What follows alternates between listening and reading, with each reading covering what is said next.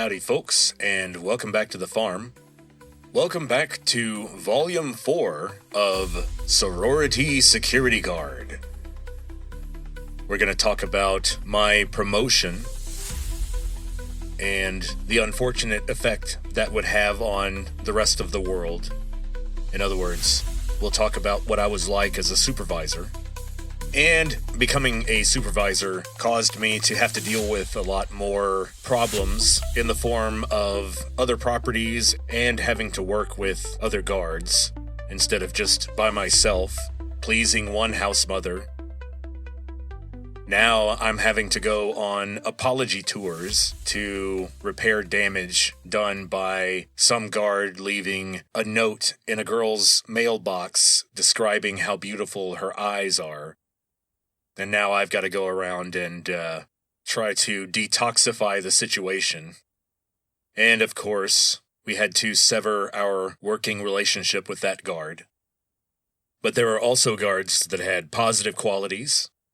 In fact, I came to think of the job as a kind of Justice League, where every security guard had their individual superpowers. We had one guard who was a rugby player, and he was about 6'2", in excellent shape, great sense of humor, a jawline right out of a comic book. And so, of course, his superpower was that he was extremely popular with all the residents. We had another guard who was a music major, and his superpower was that he had perfect pitch. And of course, we'll have to talk a little bit about the demonologist. And speaking of demons and possible demon possession, we'll also talk about some of the possible drug use that I observed among the security guards. And this would be primarily just a way to stay awake. It was usually, I suspect, some form of amphetamine. We'll talk about my developing relationship with Ron, and my growing relationship with some of the house mothers. And we'll talk about problems I had to deal with. And there was a large pool of candidates between antics among the guards and antics among the residents of the various properties, including Hardin House. A lot of guys call it hard-on house. Oh, yeah, But I would never say that. We remember. I think we recall from Volume 3. That Hardin House was basically a prison for freshman girls who had pledged a sorority, but didn't quite make it into living in the actual sorority house in that first semester. I don't really understand how that process works. I didn't even know that was a thing until then. But the important thing for everybody to remember is that it was a prison for girls. And Vincent was the warden.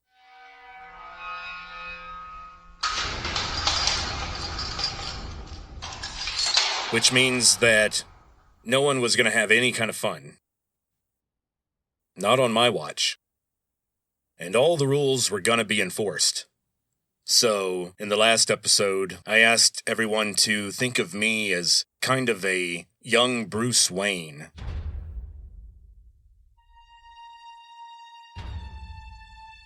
Now, in this volume, in Volume 3, there's a little bit of a difference.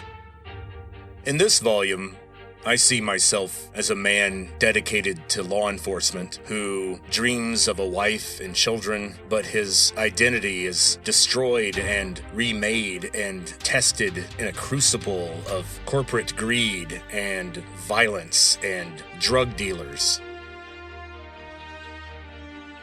And he has to somehow regain his humanity while taking down the bad guys. So if you think of it that way, I was basically RoboCop. I'd buy that for $1.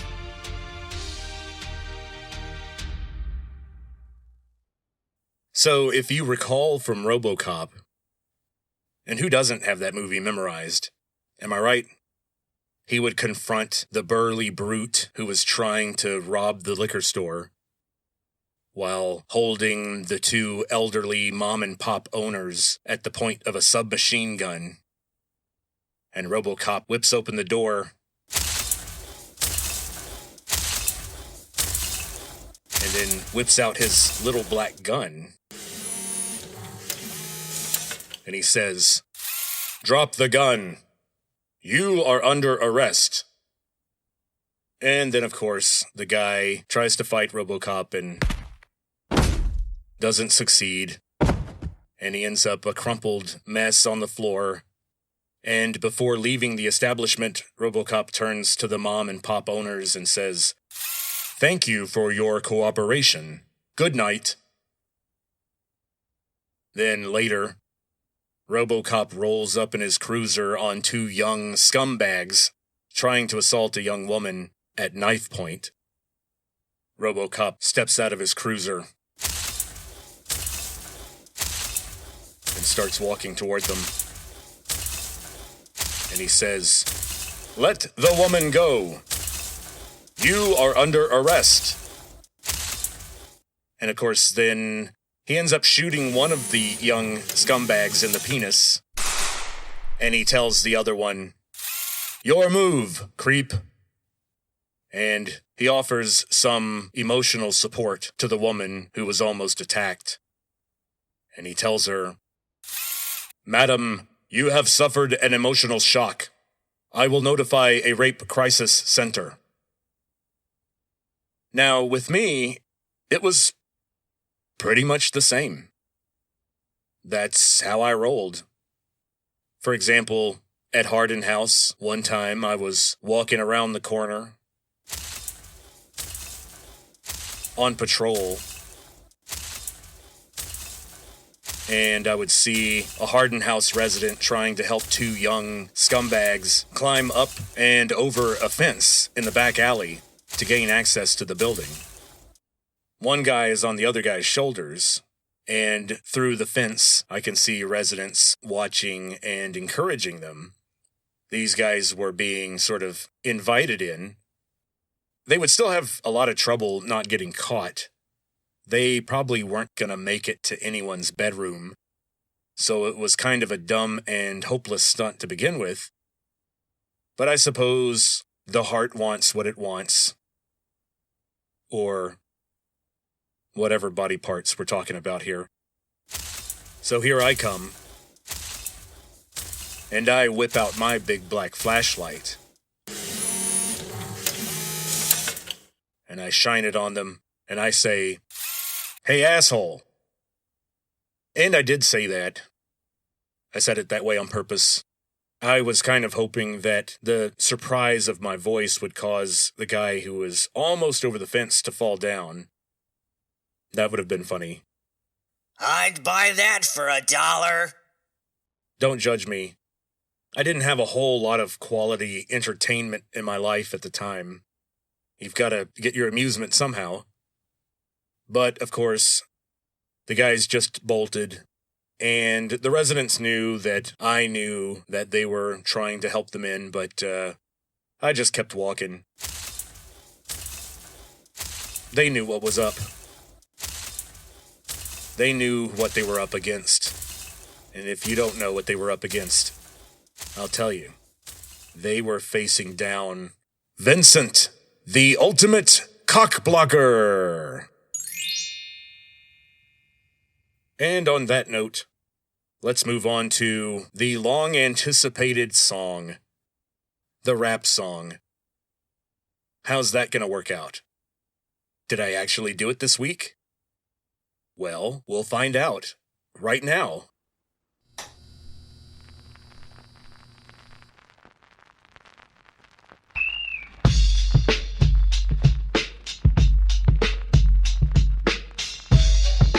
This one's been a long time coming.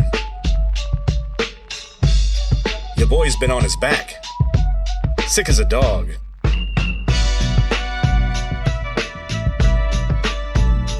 And yeah, I blew up late. And yeah, I still ain't great. So, sorry y'all had to wait. It's 1998 and the doctor's where it's at. Back in black, rated X like Fritz the cat. Off the rack, off the point, but connecting every dot. Memory lane's my domain, overthinking's what I got. Got a Motorola on my chest, mag light, packing heat. 6 double D's, shiny payless on my feet. Peeping toms in the trees. Stay awake, motherfucker. Thirsty fools by the pool. Getting A, motherfucker. Now I'm back with a peek behind the big red chief of the Navy Polyester West Campus freaks, learning history. A conspiracy. The only credit I had was on these Austin streets. Some say I'm not a gangster, but I did get shot. Now my old roomie's mad cause the evil doc's still been in the block. Now you just watch when the sequel drops. And spoiler alert, I foil the plot.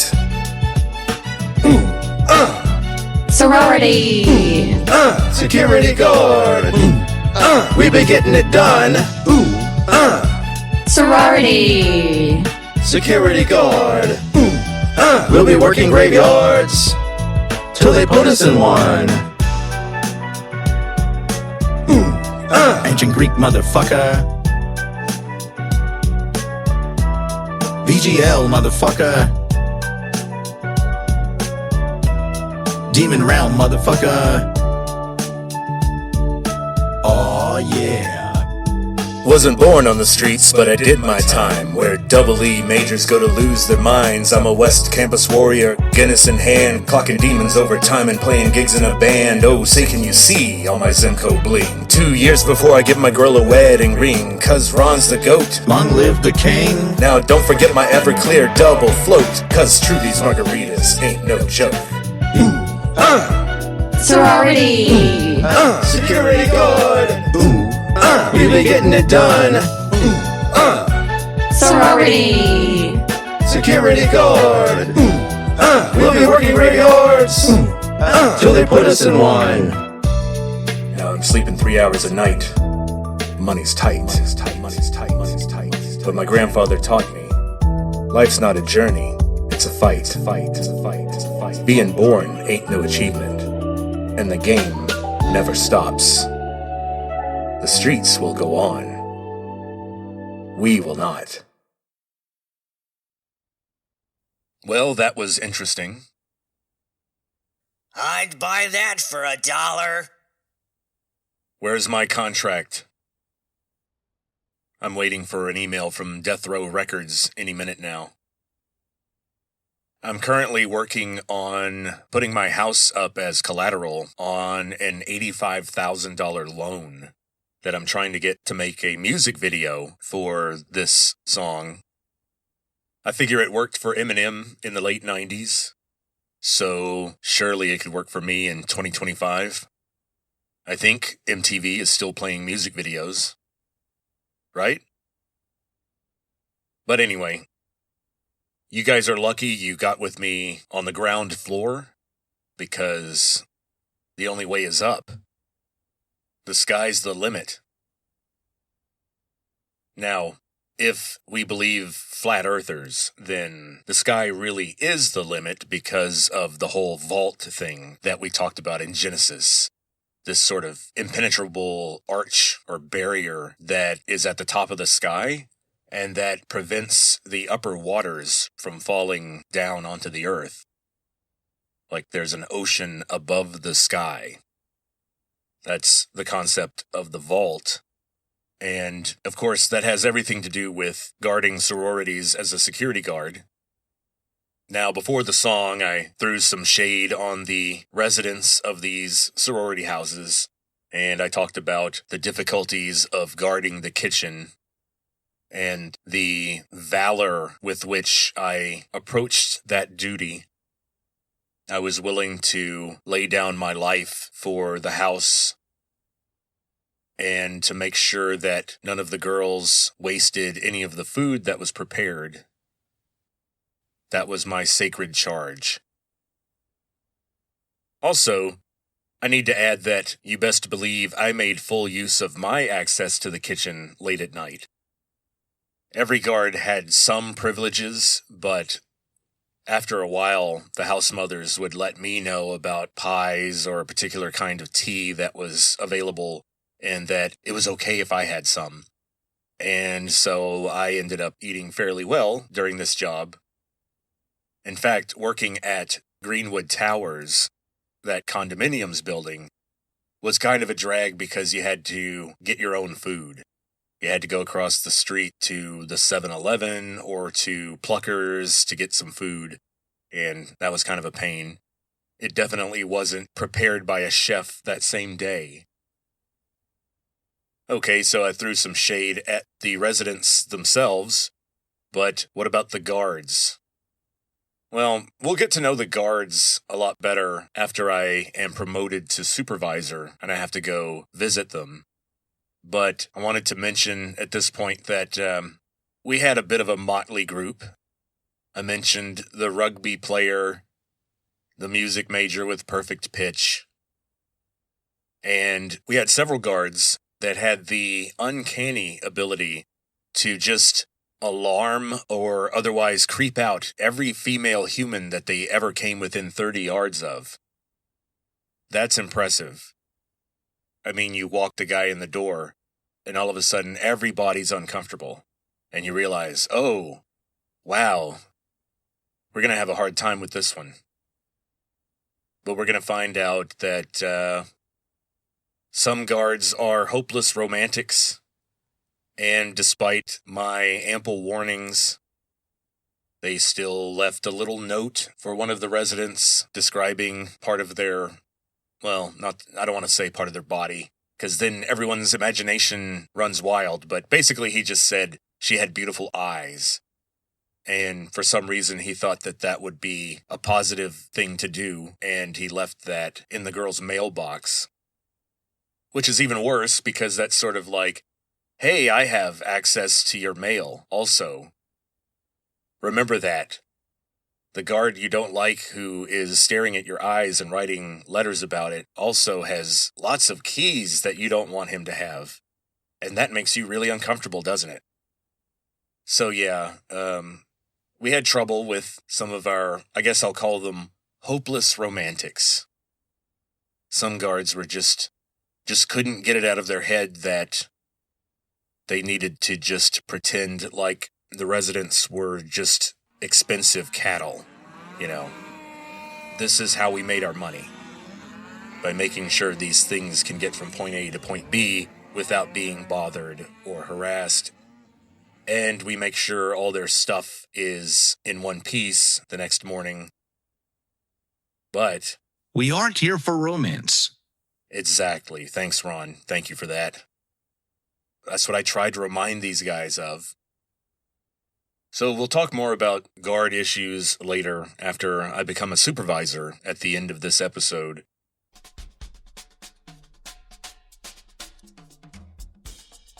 So, other than keeping people out of the kitchen after hours, what kind of problems did guards have to deal with when guarding sorority houses in the late 1990s?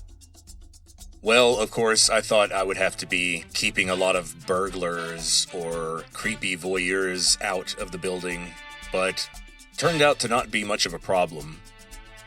You had more trouble with people sort of hanging out in the parking lot and then eventually getting into an argument and yelling, rather than some stranger coming in trying to smash windows and steal packages or steal cars out of the parking lot. And that's good because we didn't have any cameras back then. Everybody has to bear in mind, this is 1997 and moving into 1998 when I get promoted. And webcams are not a thing. No one has a camera in their pocket unless they're carrying some sort of bulky, expensive camcorder. And so security camera footage was kind of a rare thing. I imagine that there are plenty of cameras over the parking lot of, say, the Tridelt house now, but not in 1998. And so we had to do patrols in the parking lot regularly because people might be hanging out there, people might be keying a car of someone they don't like. That happened occasionally. The biggest problem that you had with unwarranted visitors or unsanctioned guests was when residents would let people in or sneak people in on their own accord. random strangers trying to get into the house to do something crazy or assault somebody or steal something. It wasn't something that was even on the radar. It didn't happen.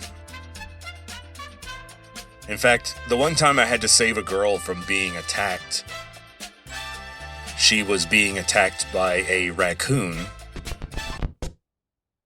But more on that later. The biggest problem with some of the parking lots was that, in general, the front of the building was clear and smelled great. Lots of wildflowers and whatnot. But then there would be the back parking lot, or the back alley that a lot of the upstairs bedroom windows opened up to. And when you went back there at certain times of the evening, you would walk into what I would best describe as maybe a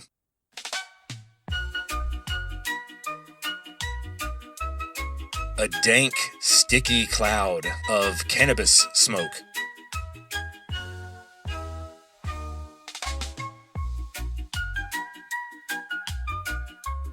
And of course, occasionally when you're doing your back parking lot patrols, you'll see a car parked and there appears to be people in the car. And especially if you recognize one of the cars, you start to think, oh boy, is this the awkward end to a date? And you shine your flashlight early to kind of give them warning. And by the time you get to the car, they're sitting in the seats in a kind of semi-normal position. And they look dressed, kind of. Their hair is messed up. And, I didn't give people a hard time. I would kind of give them some credit for not trying to, sneak the guy into the house or something. It was a lot less trouble for everybody. And inside the house, the residents would just mostly come back to the house after class in the late afternoon, and they would form study groups. They would watch TV shows upstairs. And for the most part, they just kind of complained and argued and gossiped about each other. It was not a peaceful vibe. But I will say, the 80-20 rule does apply here. Some of these young ladies were great. Some of them were not so great. And I'm not even talking about whether they were great or not so great to me or for me. I never had any personal problem with any of the tenants of the sorority houses. And this is primarily because I made a very consistent effort to keep a professional distance and make sure people understood that I was trying to pay my bills here. We aren't here for romance. That's right, Ron. I remember. So, when you're a security guard and it's just a little bit past 10 p.m., it's not quite late enough to break out your study books and try to get some reading done. There are still drunk people wandering around outside, and a lot of the residents are still awake and somewhat agitated for whatever reason. And between patrols during that time, there are some mental games that a guard can play to pass the time. It's similar to how young kids on long car trips used to play games with finding certain letters in license plates or street signs. There are some games that guards can play with themselves to pass the time. One of them is, what drug is this person on? That's a tough game. Another popular game for a security guard at a sorority house is, why is she angry? These are not harmonious places full of heart and camaraderie. The song that I played for you guys from the last volume referred to these places as prisons for young women, and I'm not really joking. Sometimes when people are held in captivity, they turn on each other. and you'll be downstairs at your post. And the house will be relatively quiet. And then upstairs, you'll hear some banging. You'll hear a drawer slam or a door slam. You'll hear a voice go, "Ah! Ah!" Or something like that. And that's when you start to ask yourself, why is she angry? These places have a level of passive aggression that I didn't know was possible in humans until I worked there. It's like some kind of psychology experiment gone horribly awry, where someone took the aggression and the boldness and open bravery of a lion,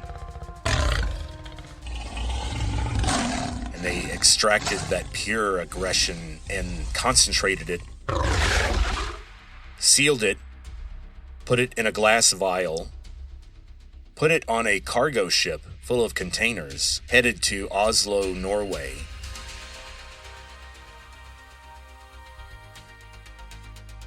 Then once you get there, go to the airport, you go to the free port, and there you find a secret facility where a machine from the future was buried so that you can invert this glass vial.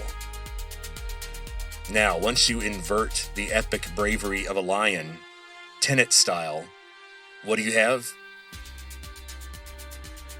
You have the world's most potent form of passive aggression. It's inverted aggression. It's powerful stuff. It's very difficult to detect, but it's all over the place in these sorority houses. But let me stress again, 80% of the young ladies at these sororities were polite and no problem at all. But in every group, there's that 20% that causes the problems. And the same proportion seemed to be true for the guards also. And that's an average. In some sororities, I would say maybe 95% of the residents were good people. And then in other sororities, the balance was a little off. Some sororities have a reputation, well-deserved reputations, but only some. We did guard the Triedelt house, and we'll talk more about them later. And so that was my life, day in and day out. I would go to class, then I would try to get a nap or a snack or something before 8, 9 o'clock when I had to be at my post. And I would guard that particular sorority house until 5, 6, or 7 a.m. And then I would walk back to my dorm and try to get some sleep before my class. Obviously, I try to work these where I would be getting off maybe 6 a.m., and then I had a class at 11 a.m., something like that. It definitely made everything a lot harder, and my lifestyle became just a matter of study and then stress management activity, trying to get more sleep. But one thing I will say is that I did end up moving in with my girlfriend. We shared an apartment on Riverside, central location. It was a definite downgrade from the large, brand new apartment that she had with all those other roommates. But of course, now she's splitting the rent just 2 ways, and one of them is a security guard. So we weren't living it up. No gold-plated toilet in this apartment. My wife also started working at a daycare center, starting her career early in primary education, which is what she chose to do with her life. and my girlfriend clued us into a good deal for house sitting over one summer, the summer of 1998, the year before I went to Italy. And we house sat for a couple. One of them was a marine biologist, and our job was to make sure that their yard didn't die and that their pool wasn't a mess when they came back. I don't know how good of a job I did, but that was an interesting summer. More on that in the next episode. And in the next episode, we'll talk about my promotion, my continuing relationship with Ron, and then we'll start talking about some of the conflicts that started to form between me and the guards. And some of those guards worked at a church on Guadalupe, where I had actually applied before. You guys may have heard about that. I don't know. So, we'll hit on that next time.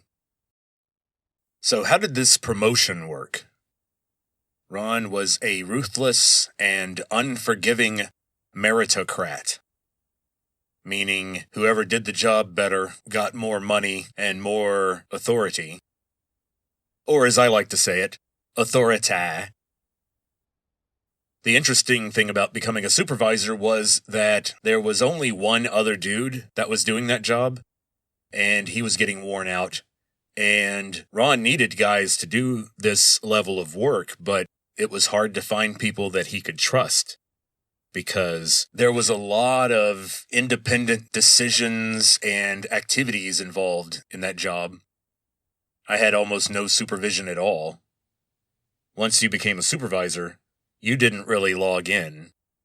You were floating around all around West Campus, dropping in on other guards, or starting a shift with a new guard, hanging out with them and training them. Or I would have appointments to go talk to house mothers about different issues. I would have to be at this house at 10 p.m., then at this house at 11 p.m., and then another midnight rendezvous with a house mother. Those are always exciting. They often involved herbal tea. Now, how did this actually all come about? Well, Ron was just very complimentary toward my work, and then one day he invited me over to his apartment, and we had a beer, and he talked about promotions and how he'd like to pay me. So it turns out that being a vain, self-absorbed, aggressive, controlling, insomniac know-it-all makes you a pretty good security guard. So I moved up in the world. And I got to participate in the business meetings at Trudy's. And a lot of the drinking at the end of those meetings were strictly for the purposes of tax write-offs. At least, that's what I suspected. Ron never said that. And we did very much talk business at these meetings. Ron was always careful with how he did things like this. So we actually had a printed agenda. We would trade keys. And once we were done bad-mouthing people and getting our business done, then it was time to get our drink on. And as I mentioned earlier, Ron was a law student. His goal was to become a tax lawyer and help people avoid paying taxes, especially federal taxes. And because of Ron's knowledge and his passions, he often preferred to pay me in unusual ways. So, of course, I had my hourly wage and an extra fee that he paid me for wearing the pager in case a property owner had a problem at 3 a.m. Then I started doing payroll and scheduling on my computer at my apartment. And so because of that, Ron and I made an arrangement where I went to Fry's and just bought the best computer I could put together. And he would cover that. And then he paid part of my rent. In his mind, it was all about making sure that he got his and I got mine. And when I crunched the numbers, I came out ahead, despite the unusual methods. So at that point, I was all about the money. As long as I felt that Ron was compensating me fairly, I was down for whatever. I was 100% on board. And Ron was a good mentor also. He often would say things like how I could own the company someday. I think he was, from an early point, looking for who he could maybe sell the operation to when he moved on to actually pass his bar exam and go on to the next phase of his life. But it was not to be. And so Ron's apartment, of course, was very nice. And up till that point, I had definitely stuck to the terrible taste in beer that I had brought with me from Winnie. So we're talking, if I was in a really wild, fancy mood, I might splurge for a Shiner Bock. But otherwise, Budweiser was a good go-to. But Ron bumped me up to the Guinness and Heineken level. So my path to beer snobbery was being laid out for me. And Ron taught me the proper ways to pour beer and all that kind of stuff. He was like a much older brother, and I think we had a very good relationship because Ron was just so to the point, and it was just so clear what we needed to do. It was just obvious. And so we didn't have to talk about tactics much. He and I understood that we were gonna conquer West Campus one property at a time with the sharp creases in our pants and our smartly placed clip-on ties, our firm handshakes, and our reliability. Ron would also give me hints about using the flashlight as a weapon. It's interesting that what he told me does line up with what they teach you in, say, Krav Maga classes that I took later. I was a Krav Maga maniac for 2 solid years. That was in my mid-30s, and that was still the best shape I've ever been in my entire life. I ran a mile in 6 minutes and 20 seconds at 36, and I was never a good runner. So I recommend Krav Maga to anyone who wants to get into shape and wants to learn something practical and not just drag tractor tires around like you do with CrossFit. Ron taught me that basically you want to attack people with the flashlight in a stabbing motion. You stab them in the face, basically, with the butt end of the flashlight. It's a lot harder to dodge, and it doesn't take a lot of force to distract someone, get them off their game, or stun them when you poke them in the face with a big piece of black aluminum with those 6 double Ds. So Ron was basically like my Obi-Wan Kenobi.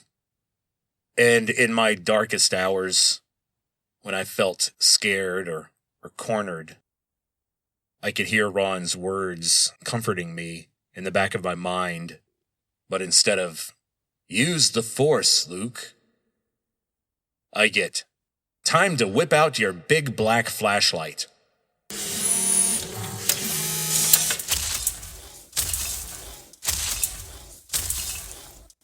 So, what did we learn today?